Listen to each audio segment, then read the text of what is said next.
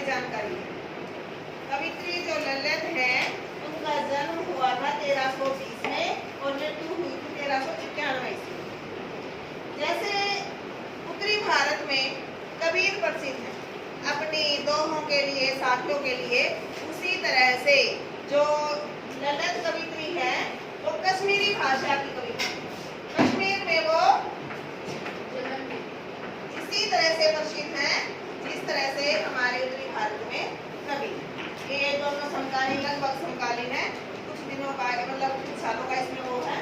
तो जैसे ये 1391 में जब इनकी मृत्यु हो जाती है उनके बाद में ही इनका जन्म माना जाता है। ये जो हमारे पास ये डेटा होता है ये बिल्कुल फिक्स नहीं है।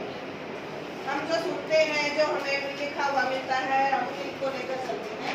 तो वाक लिखा है इन्होंने, जो हमारी 9वीं कक्षा में हम पढ़ेंगे कबीर के बाद में वाक। तो सबसे पहले तो वाक होता क्या है? वाक एक शैली है।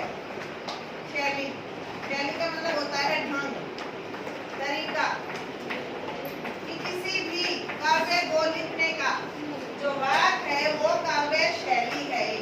वाक है एक काव्य शैली, कि एक काव्य को लिखने का जो ढंग है वो वाक है। तो ललित ने, देखो ये जैसे ललित है, इसको ल ये पहले द है, द के साथ ये और द, ललित, ठीक है। तो ये इन्होंने जो वाक लिखा है वो वाक एक शैली है। जिस तरह से कबीर ने दोहे और साखियां लिखी हैं उसी तरह से ललित ने वाक लिखे हैं। इनकी साहित्यिक विशेषताएं भी ऐसी ही हैं जैसे कबीर ने लिखा है। धर्म को, जाति को, भेदभाव को, ये चीज ये जो कवि है या कवित्री है ये नहीं मानते हैं, ना कबीरदास जी मानते हैं और ना ललित मानती। इन्होंने अपनी जो रचनाएं लिखी हैं, जो वाक लिखे हैं वो बिल्कुल सरल भाषा में लिखे हैं ताकि जनमानस, जो साधारण लोग हैं, वो उसको अच्छी तरह से समझ लें। जैसे कबीर के दो साखियां आप पढ़ते हो, बिल्कुल इजी होता है, आप उनको वैसे भी कई बार घूमते फिरते बोलते ही रहते हो।